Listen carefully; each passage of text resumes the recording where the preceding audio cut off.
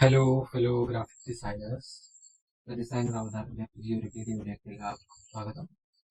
അപ്പോൾ ഇന്നത്തെ വീഡിയോയിൽ നമ്മൾ ചെറിയൊരു മാറ്റം കൊണ്ടുവരാൻ ആഗ്രഹിക്കുകയാണ്. ഇതുവരെ നമ്മൾ പറഞ്ഞിട്ടുള്ളത് അഡോബി ഇല്ലസ്ട്രേറ്ററിലെ ടെക്നിക്കുകളും ടൂൾസിനെയും കുറിച്ചാണ്. ഇന്നത്തെ വീഡിയോയിൽ നമ്മൾ പറയാൻ പോകുന്നത് അഡോബി ഫോട്ടോഷോപ്പിലെ ടെക്നിക്കിനെ കുറിച്ചാണ്.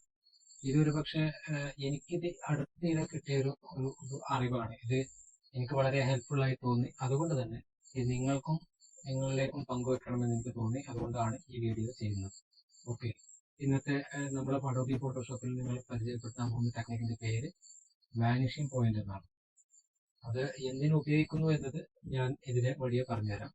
അപ്പൊ നമ്മൾ വീഡിയോയിലേക്ക് പോകാം. ആദ്യമായി ഇതിന് നമ്മൾ വാനിഷിംഗ് പോയിന്റ് എങ്ങനെ നമുക്ക് ഉപകാരപ്പെടുന്നു എന്നുള്ളത് ഞാൻ പറയാം. നമ്മൾ ഒരു ക്ലയന്റിന് ഒരു വർക്ക് കാര്യങ്ങളൊക്കെ അയക്കുമ്പോൾ നമ്മളെല്ലാം ഒരു മോക്കപ്പ് പോലെ അയച്ചു കൊടുക്കുമ്പോൾ ക്ലയന്റ് പെട്ടെന്ന് കൺവിൻസ് ആവും.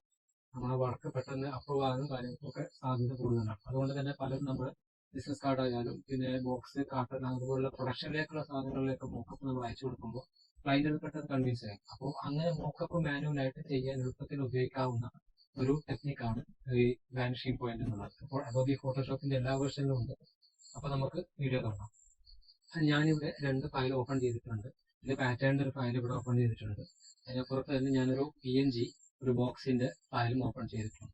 അപ്പൊ നമുക്ക് എന്താ ചെയ്യേണ്ടതെന്ന് വെച്ചാൽ നമ്മൾ ഇവിടെ കാണുന്ന ഈ ഒരു പാറ്റേണിന് നമുക്ക് ഈ ഒരു ബോക്സിൽ 2 ഫേസിലും ഈ ബോക്സിന്റെ 2 ഫേസിലും എങ്ങനെ കൃത്യമായി പ്ലേസ് ചെയ്യാം. നോർമലി നമ്മൾ ചെയ്യാറുള്ളത് മാനുവലായിട്ട് ചെയ്യുന്നത് തന്നെ ചെയ്യാറുള്ളത് നമ്മൾ ട്രാൻസ്ഫോമൊക്കെ ഉപയോഗിച്ച് അതിൽ പെർസ്പെക്റ്റീവ് ഡിസ്റ്റോർട്ടൊക്കെ ഉപയോഗിച്ച് മാനുവലി നമ്മൾ പെൻട്രോളൊക്കെ ഉപയോഗിച്ച് സെലക്ഷൻ ടൂളൊക്കെ ഉപയോഗിച്ച് നമ്മളിവിടെ പ്ലേസ് ചെയ്യാൻ പതിവ്. എന്നാൽ ഇവിടെ അങ്ങനെയല്ല. ഇവിടെ നമുക്ക് അതിലേറെയൊക്കെ എളുപ്പത്തിൽ വേറെ മാർഗമുണ്ട്. ആ മാർഗമാണ് ഞാനിപ്പോൾ പറയാൻ പോകുന്നത്. എല്ലാവരും വീഡിയോ അവസാനം വരെ കാണാൻ ശ്രമിക്കുക. അങ്ങനെ അവിടെ ഇവിടെ പാർട്ടുകൾ മിസ്സായി കഴിഞ്ഞാൽ നമുക്ക് ഔട്ട്പുട്ട് കിട്ടുന്നത് കറക്റ്റ് ആയിക്കൊള്ളണമെന്നില്ല. വേറെ മിസ്റ്റേക്കുകൾ സംഭവിക്കാം. അതുകൊണ്ട് ശ്രദ്ധിച്ച് വീഡിയോ കാണുക. ഓക്കെ, അപ്പോൾ നമ്മളിവിടെ ഒരു ബോക്സ് എടുത്തിട്ടുണ്ട്, അവിടെ പാറ്റേൺ എടുത്തിട്ടുണ്ട് എന്ന് പറഞ്ഞു.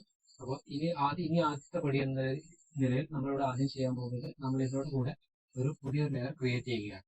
Okay, create new layer.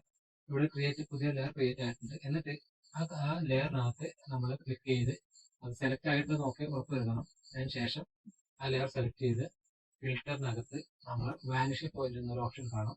Alt control V എന്നാണ് അതിന്റെ കീബോർഡ് ഷോർട്ട്കട്ട്. അപ്പോൾ വാനിഷിംഗ് പോയിന്റ് നമ്മൾ ക്ലിക്ക് ചെയ്യുക. ഓക്കെ, അപ്പൊ നമുക്ക് ഇതുപോലെ ഒരു പെൻ ഒരു ബെസിയർ ടൂൾ നമ്മൾ കോറൽകൾക്ക് ഉപയോഗിക്കുന്ന ഒരു പെൻ ടൂൾ അല്ലെങ്കിൽ ബെസിയർ ടൂൾ പോലത്തെ ടൂൾ ഇവിടെ കാണാം. നമ്മൾ അത് ഉപയോഗിച്ചാണ് നമ്മൾ വരയ്ക്കാൻ പോകുന്നത്.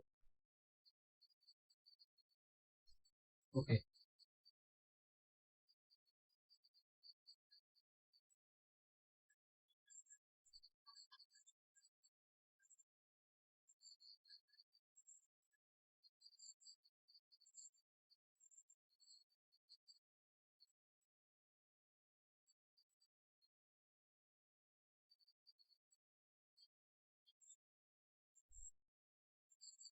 നമ്മളിപ്പോ ഇവിടെ ഒരു പ്ലെയിന് ഓക്കെ ആയിട്ടുണ്ട്.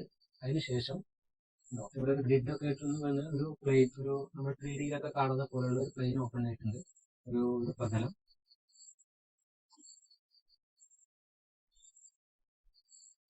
അതിനുശേഷം നമുക്ക് മറുഭാഗത്തേക്കും കൂടെ നമുക്കിത് എടുക്കേണ്ടതുണ്ട്. അതിനായി നമ്മൾ ഇവിടെ കൺട്രോൾ പ്രസ് ചെയ്ത് ഹോൾഡ് ചെയ്ത് പിടിച്ചുകൊണ്ട് നമ്മൾ ഇടത്തോട്ട് നീക്കുകയാണ്. ഓക്കെ, നിങ്ങൾക്ക് കാണാം ആ ഗ്രിഡ് ഇടത്തെ ഭാഗത്തേക്ക് നീങ്ങി വരുന്നത്.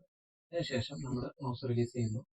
അതിനുശേഷം നമ്മൾ ഒരു പോയിന്റ് ഇതിന്റെ കോർണറിലോട്ട് കറക്റ്റായിട്ട് അഡ്ജസ്റ്റ് ചെയ്ത് കൊടുക്കും. ഓക്കെ, കറക്റ്റായിട്ട് നമ്മൾ മൗസ് പോയിന്റ് വെച്ച് ഡ്രാഗ് ചെയ്ത് കൊടുക്കുന്നു. അപ്പോൾ നിങ്ങൾക്ക് കാണാവുന്നതാണ് ഈ ഗ്രിഡ് ഇവിടെ കാണുന്നത്.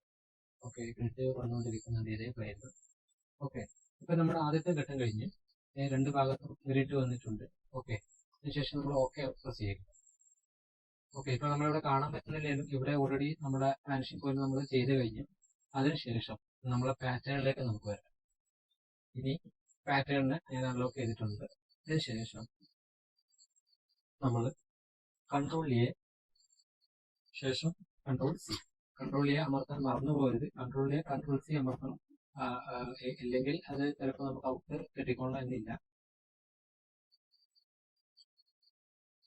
അതിനുശേഷം നമ്മൾ വീണ്ടും ഇതിലേക്ക് തിരിച്ചു വന്നു. അതെ, ഒഴിഞ്ഞ ലെയർ 2-ൽ നമ്മൾ നേരത്തെ വാനിഷിംഗ് പോയിന്റ് ചെയ്ത ലെയറാണ്. അതിനകത്ത് വീണ്ടും നമ്മൾ ഫിൽറ്ററിനകത്ത് വാനിഷിംഗ് പോയിന്റ് ക്ലിക്ക് ചെയ്യുക. ഓൾറെഡി നമ്മൾ നേരത്തെ ചെയ്ത് വെച്ച രണ്ട് ഭാഗത്ത് ചെയ്ത് വെച്ച ഗ്രിഡും പ്ലെയിനും ഇവിടെ നിങ്ങൾക്ക് കാണാവുന്നതാണ്. അതിനകത്ത് ശേഷം നമ്മൾ കൺട്രോൾ V അമർത്തുക. ഓക്കെ,